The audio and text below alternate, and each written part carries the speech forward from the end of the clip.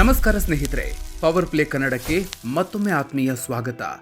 ಬಹುಶಃ ಈಗ ನಡೀತಾ ಇರೋದು ಇತ್ತೀಚಿನ ವರ್ಷಗಳಲ್ಲೇ ಭಾರತೀಯ ಕ್ರಿಕೆಟ್ನ ಅತ್ಯಂತ ಕರಾಳ ದಿನಗಳಂತೆ ಭಾಸವಾಗ್ತಾ ಇದೆ. ಒಂದು ಕಡೆ T20 ವಿಶ್ವಕಪ್ ಗೆದ್ದು ಬೀಗಿದ್ದ ಭಾರತ ಸತತ ಒಂದೇ ಒಂದು ಸರಣಿ ಸೋಲದೆ ಮೆರಿತಾ ಇದ್ದ ಟೀಂ ಇಂಡಿಯಾ ಇದೀಗ ಸತತ ಎರಡನೇ ಸರಣಿ ಸೋಲಿನ ಅಂಚಿನಲ್ಲಿದೆ. ಬ್ಯಾಟಿಂಗ್ ದೈತ್ಯರೇ ತುಂಬಿರುವ ನಮ್ಮ ತಂಡ ಇದೀಗ ಸತತ 4ನೇ ಸೋಲಿಗೆ ಗುರಿಯಾಗಿದೆ. ಹೌದು, ಮೊನ್ನೆಯಷ್ಟೇ ಕ್ರಿಕೆಟ್ ಶಿಶು ಐರ್ಲೆಂಡ್ ವಿರುದ್ಧ ಮುಗ್ಗರಿಸಿದ್ದ ಶ್ರೇಯಸ್ ಅಯ್ಯರ್ ಪಡೆ ಇದೀಗ ಇಂಗ್ಲೆಂಡ್ ವಿರುದ್ಧವೂ ಅಕ್ಷರಶಃ ಮಕಾಡೆ ಮಲಗಿದೆ. ನಾಟಿಂಗ್ಹ್ಯಾಮ್ನ ಟ್ರೆಂಟ್ ಬ್ರಿಡ್ಜ್ ಮೈದಾನದಲ್ಲಿ ನಡೆದ 3ನೇ T20 ಪಂದ್ಯದಲ್ಲಿ ಭಾರತ ಬರೋಬ್ಬರಿ 125 ರನ್ಗಳ ಅಂತರದ ಹೀನಾಯ ಸೋಲು ಕಂಡಿದೆ. ಭಾರತ ತಂಡ ಸೋತಿದ್ದಕ್ಕಿಂತ ಕೇವಲ 76 ರನ್ಗಳಿಗೆ ಆಲ್ಔಟ್ ಆಗಿರೋದು ಕ್ರೀಡಾಭಿಮಾನಿಗಳನ್ನ ಬೆಚ್ಚಿ ಬೀಳಿಸಿದೆ. ಹಾಗಾದ್ರೆ ಇಂಗ್ಲೆಂಡ್ ಎದುರು ಭಾರತಕ್ಕೆ ಈ ಗತಿ ಬಂದಿದ್ದು ಹೇಗೆ? IPL ಸ್ಟಾರ್ಗಳು ತರೆಗೆಲೆಗಳಂತೆ ಉದುರಿದ್ದೇಕೆ? ಶ್ರೇಯಸ್ ಅಯ್ಯರ್ ಮತ್ತು ಕೋಚ್ ಗೌತಮ್ ಗಂಭೀರ್ ಮಾಡಿದ ಆ ತಪ್ಪುಗಳು ಏನು? ಬನ್ನಿ ಇವತ್ತಿನ ವಿಡಿಯೋದಲ್ಲಿ ಡೀಟೇಲ್ ಆಗಿ ಪೋಸ್ಟ್ ಮ್ಯಾಚ್ ಅನಾಲಿಸಿಸ್ ಮಾಡೋಣ. ವಿಡಿಯೋ ಶುರು ಮಾಡೋದಕ್ಕೂ ಮೊದಲು ನೀವಿನ್ನೂ ನಮ್ಮ ಪವರ್ ಪ್ಲೇ ಕನ್ನಡ ಯೂಟ್ಯೂಬ್ ಚಾನಲ್ಗೆ ಸಬ್ಸ್ಕ್ರೈಬ್ ಆಗಿಲ್ಲ ಅಂದರೆ ಈಗಲೇ ಸಬ್ಸ್ಕ್ರೈಬ್ ಆಗಿ, ಹಾಗೆ ಪಕ್ಕದಲ್ಲೇ ಇರೋ ಬೆಲ್ ಐಕಾನ್ ಪ್ರೆಸ್ ಮಾಡಿ. ಇಂಗ್ಲೆಂಡ್ ಬ್ಯಾಟರ್ಗಳ ಅಬ್ಬರ, ಫಿಲ್ ಸಾಲ್ಟ್, ಬಟ್ಲರ್, ಆರ್ಭಟ. ಸ್ನೇಹಿತರೆ, ಟಾಸ್ ಗೆದ್ದ ಟೀಂ ಇಂಡಿಯಾ ಮೊದಲು ಬೌಲಿಂಗ್ ಆಯ್ಕೆ ಮಾಡಿಕೊಳ್ತು. ಭಾರತದ ಬೌಲರ್ ಹರ್ಷದೀಪ್ ಸಿಂಗ್ ಮೊದಲ ಓವರ್ನಲ್ಲಿ ಮೇಡನ್ ಮಾಡೋ ಮೂಲಕ ಇಂಗ್ಲೆಂಡ್ಗೆ ಶಾಕ್ ನೀಡಿದ್ರು. ಸತತ 8 ಡಾಟ್ ಬಾಲ್ಗಳೊಂದಿಗೆ ಭಾರತಕ್ಕೆ ಭರ್ಜರಿ ಆರಂಭ ಸಿಕ್ಕಿತ್ತು. ಜೋಸ್ ಬಟ್ಲರ್ ಹಾಗೂ ಫಿಲ್ ಸಾಲ್ಟ್ ರನ್ ಗಳಿಸಲು ಪರದಾಡ್ತಿದ್ರು. ಆದರೆ ಈ ಖುಷಿ ಹೆಚ್ಚು ಹೊತ್ತು ಉಳಿಲಿಲ್ಲ. ಬಟ್ಲರ್ ಕೇವಲ 21 ಎಸೆತಗಳಲ್ಲಿ 36 ರನ್ ಸಿಡಿಸಿದ್ರೆ ಫಿಲ್ ಸಾಲ್ಟ್ ಅಂತೂ ಭಾರತದ ಬೌಲರ್ಗಳನ್ನ ಬೆಂಡೆತ್ತಿದ್ರು. ಸಾಲ್ಟ್ ಕೇವಲ 44 ಎಸೆತಗಳಲ್ಲಿ 70 ರನ್ ಚಚ್ಚಿದ್ರು. ಮಧ್ಯದಲ್ಲಿ ಹರ್ಷಿತ್ ರಾಣಾ 2 ವಿಕೆಟ್ ಕಿತ್ತು ಈ ಓಟಕ್ಕೆ ಕೊಂಚ ಬ್ರೇಕ್ ಹಾಕಿದ್ರು. ಆದರೆ ಕೊನೆಯಲ್ಲಿ ಸ್ಯಾಮ್ ಕರನ್ ಕೇವಲ 24 ಎಸೆತಗಳಲ್ಲಿ 41 ರನ್ ಹಾಗೂ ವಿಲ್ ಜಾಕ್ಸ್ 7 ಎಸೆತಗಳಲ್ಲಿ 14 ರನ್ ಚಚ್ಚೋ ಮೂಲಕ ಇಂಗ್ಲೆಂಡ್ ಮೊತ್ತವನ್ನ ಬರೋಬ್ಬರಿ 201 ರನ್ಗಳಿಗೆ ತಂದು ನಿಲ್ಲಿಸಿದ್ರು. ಮೊದಲ ಪಂದ್ಯವನ್ನಾಡಿದ ಪ್ರಿನ್ಸ್ ಯಾದವ್ 2 ವಿಕೆಟ್ ಪಡೆದು ಗಮನ ಸೆಳೆದರೆ ಉಳಿದ ಬೌಲರ್ಗಳು ದುಬಾರಿಯಾದ್ರು. ತರಗೆಲೆಗಳಂತೆ ಉದುರಿದ ಭಾರತ ಪವರ್ ಪ್ಲೇನಲ್ಲೇ 5 ವಿಕೆಟ್ ಪತನ.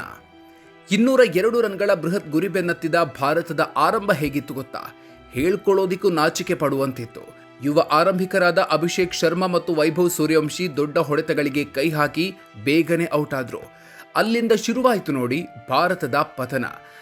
ನೋಡ್ತಾ ಇದ್ದಂತೆ ಕೇವಲ 19 ಎಸೆತಗಳ ಅಂತರದಲ್ಲಿ ಭಾರತದ ಟಾಪ್ 5 ಬ್ಯಾಟರ್ಗಳು ಪೆವಿಲಿಯನ್ ಸೇರಿದ್ರು. ಹೌದು, ಭಾರತೀಯ ಕ್ರಿಕೆಟ್ ಇತಿಹಾಸದಲ್ಲೇ ಇದೇ ಮೊದಲ ಬಾರಿಗೆ T20 ಪಂದ್ಯವೊಂದರ ಪವರ್ ಪ್ಲೇ ಒಳಗೆ 5 ವಿಕೆಟ್ಗಳು ಪತನವಾಗಿದ್ವು. ಇಂಗ್ಲೆಂಡ್ನ ವೇಗಿಗಳಾದ ಜೋಫ್ರಾ ಆರ್ಚರ್ ಮತ್ತು ಜೋಶ್ ಟಂಗ್ ಭಾರತೀಯ ಬ್ಯಾಟರ್ಗಳಿಗೆ ಅಕ್ಷರಶಃ ಸಿಂಹ ಸ್ವಪ್ನವಾದ್ರು.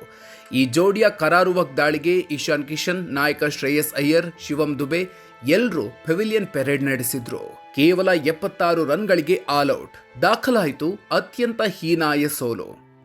ಮಿಡಲ್ ಆರ್ಡರ್ನಲ್ಲಿದ್ದ ಅಕ್ಷರ್ ಪಟೇಲ್, ತಿಲಕ್ ವರ್ಮಾ, ಶಿವಮ್ ದುಬೆ ಕೂಡ ಭಾರತವನ್ನ ಕಾಪಾಡೋದಕ್ಕೆ ವಿಫಲರಾದ್ರು. ಅಂತಿಮವಾಗಿ ಭಾರತ ತಂಡ ಕೇವಲ 11.4 ಓವರ್ಗಳಲ್ಲಿ ಬರೀ 76 ರನ್ಗಳಿಗೆ ಆಲ್ಔಟ್ ಆಗಿ 125 ರನ್ಗಳ ಅಂತರದ ಹೀನಾಯ ಸೋಲು ಅನುಭವಿಸಿತು. ಸ್ನೇಹಿತರೆ, ಇದು T20 ಇತಿಹಾಸದಲ್ಲೇ ರನ್ಗಳ ಅಂತರದಲ್ಲಿ ಭಾರತ ಕಂಡ ಅತ್ಯಂತ ದೊಡ್ಡ ಸೋಲು ಅಂದ್ರೆ ನೀವು ನಂಬಲೇಬೇಕು. ಜೋಶ್ ಟಂಗ್ 4 ವಿಕೆಟ್ ಪಡೆದರೆ 3 ವಿಕೆಟ್ ಕಿತ್ತ ಜೋಫ್ರಾ ಆರ್ಚರ್ ಪಂದ್ಯಶ್ರೇಷ್ಠ ಪ್ರಶಸ್ತಿಗೆ ಭಾಜನರಾದ್ರು. ಅತ್ತ ಇಂಗ್ಲೆಂಡ್ ನಾಯಕ ಹ್ಯಾರಿ ಬ್ರೂಕ್ ಖುಷಿಯಿಂದ ಬೀಗ್ತಾ ಇದ್ರೆ, ಇತ್ತ ಭಾರತದ ನಾಯಕ ಶ್ರೇಯಸ್ ಅಯ್ಯರ್ ಮತ್ತು ಕೋಚ್ ಗೌತಮ್ ಗಂಭೀರ್ ಮುಖದಲ್ಲಿ ನಿರಾಸೆ ಎದ್ದು ಕಾಣಿಸ್ತಿತ್ತು. ಎಡವಿದ್ದಲ್ಲಿ ಶ್ರೇಯಸ್ ಗಂಭೀರ್ ಪಡೆ. ಕ್ಯಾಪ್ಟನ್ ಹೇಳಿದ್ದೇನು? ಪಂದ್ಯದ ನಂತರ ಸೋಲಿನ ಬಗ್ಗೆ ಮಾತನಾಡಿದ ನಾಯಕ ಶ್ರೇಯಸ್ ಅಯ್ಯರ್, ನಮ್ಮ ಆಟ ನಿಜಕ್ಕೂ ಅಸಹ್ಯವಾಗಿತ್ತು. ಇಷ್ಟು ದೊಡ್ಡ ಅಂತರದ ಸೋಲನ್ನ ಅರಗಿಸಿಕೊಳ್ಳೋದಕ್ಕೆ ಸಾಧ್ಯ ಇಲ್ಲ. ಪವರ್ ಪ್ಲೇನಲ್ಲಿ ನಾವು 5 ವಿಕೆಟ್ ಕಳ್ಕೊಂಡಿದ್ದೇ ಸೋಲಿಗೆ ಪ್ರಮುಖ ಕಾರಣ ಅಂತ ಬೇಸರ ವ್ಯಕ್ತಪಡಿಸಿದ್ರು. ಇಲ್ಲಿ ಪಿಚ್ನದ್ದಾಗ್ಲಿ ಬೌಲರ್ಗಳದ್ದಾಗ್ಲಿ ಯಾವುದೇ ತಪ್ಪಿಲ್ಲ. ಭಾರತೀಯ ಬ್ಯಾಟರ್ಗಳ ಕಳಪೆ ಶಾಟ್ ಸೆಲೆಕ್ಷನ್ ಹಾಗೂ ಹೊಣೆಗಾರಿಕೆ ಇಲ್ಲದ ಆಟವೇ ಈ ಸೋಲಿಗೆ ಕಾರಣವಾಗಿದೆ. ವಿಶ್ವಕಪ್ ಗೆದ್ದ ನಂತರ ಏಕಾಏಕಿ ಸೂರ್ಯಕುಮಾರ್ ಬದಲಿಗೆ ಶ್ರೇಯಸ್ ಅಯ್ಯರ್ಗೆ ನಾಯಕತ್ವ ಕೊಟ್ಟಿದ್ದು ವರ್ಕೌಟ್ ಆಗ್ತಾ ಇಲ್ವಾ ಅನ್ನೋ ಪ್ರಶ್ನೆ ಈಗ ಅಭಿಮಾನಿಗಳನ್ನ ಕಾಡ್ತಾ ಇದೆ. ಯಾಕಂದ್ರೆ ಶ್ರೇಯಸ್ ನಾಯಕತ್ವದ ಕೊನೆಯ 12 ಪಂದ್ಯಗಳಲ್ಲಿ ಅವರು ಮುನ್ನಡೆಸ್ತಾ ಇರುವ ತಂಡ ಕೇವಲ 1 ಪಂದ್ಯವನ್ನ ಮಾತ್ರ ಗೆದ್ದಿದೆ. ಒಟ್ಟಿನಲ್ಲಿ ಸ್ನೇಹಿತರೆ, ಇಂಗ್ಲೆಂಡ್ ಪ್ರವಾಸದಲ್ಲಿ ಭಾರತ ಸತತ ಸೋಲುಗಳನ್ನು ಕಾಣ್ತಾ ಇರೋದು ನಿಜಕ್ಕೂ ಕಳವಳಕಾರಿ ಸಂಗತಿ. ಕೋಚ್ ಗೌತಮ್ ಗಂಭೀರ್ ಈ ಯುವ ಪಡೆಯನ್ನು ಹೇಗೆ ಸರಿದಾರಿಗೆ ತರ್ತಾರೆ ಅನ್ನೋದನ್ನ ಕಾದು ನೋಡಬೇಕಿದೆ. ಮುಂದಿನ 2 ಪಂದ್ಯಗಳನ್ನು ಗೆದ್ರೆ ಮಾತ್ರ ಭಾರತ ಈ ಸರಣಿಯನ್ನ ಡ್ರಾ ಮಾಡಿಕೊಳ್ಳಬಹುದು. ಇಲ್ಲವಾದ್ರೆ ಮತ್ತೊಂದು ಸರಣಿ ಸೋಲು ಗ್ಯಾರಂಟಿ. ಈ ಬಗ್ಗೆ ನೀವೇನು ಹೇಳ್ತೀರಿ? ಟೀಂ ಇಂಡಿಯಾದ ಈ ಸತತ ಸೋಲುಗಳಿಗೆ ಅಸಲಿ ಕಾರಣ ಯಾರು? ಶ್ರೇಯಸ್ ನಾಯಕತ್ವ ಸರಿಯಿಲ್ವಾ ಅಥವಾ ಹೊಸ ಆಟಗಾರರಿಗೆ ಅನುಭವದ ಕೊರತೆ ಇದೆಯಾ? ನಿಮ್ಮ ಅಭಿಪ್ರಾಯವನ್ನ ಕಾಮೆಂಟ್ ಬಾಕ್ಸ್ನಲ್ಲಿ ತಪ್ಪದೆ ಹಂಚಿಕೊಳ್ಳಿ. ಈ ಸ್ಪೋರ್ಟ್ಸ್ ಅನಾಲಿಸಿಸ್ ವಿಡಿಯೋ ನಿಮಗೆ ಇಷ್ಟ ಆಗಿದ್ರೆ ಈಗಲೇ ಲೈಕ್ ಮಾಡಿ ಹಾಗೂ ಪ್ರತಿಯೊಬ್ಬ ಕ್ರೀಡಾಭಿಮಾನಿಗೂ ವಾಟ್ಸಪ್ನಲ್ಲಿ ಶೇರ್ ಮಾಡಿ. ಕ್ರಿಕೆಟ್ ಜಗತ್ತಿನ ಇಂಥ ಬಿಸಿ ಬಿಸಿ ಅಪ್ಡೇಟ್ಸ್ಗಳಿಗಾಗಿ ಮರೆಯದೆ ನಮ್ಮ ಪವರ್ ಪ್ಲೇ ಕನ್ನಡ ಯೂಟ್ಯೂಬ್ ಚಾನಲ್ಗೆ ಸಬ್ಸ್ಕ್ರೈಬ್ ಆಗಿ. ಮುಂದಿನ ವಿಡಿಯೋದಲ್ಲಿ ಮತ್ತೊಂದು ಇಂಟ್ರೆಸ್ಟಿಂಗ್ ಅಪ್ಡೇಟ್ ಜೊತೆಗೆ ಮತ್ತೆ ಸಿಗೋಣ. ಅಲ್ಲಿವರೆಗೂ ನಮಸ್ಕಾರ.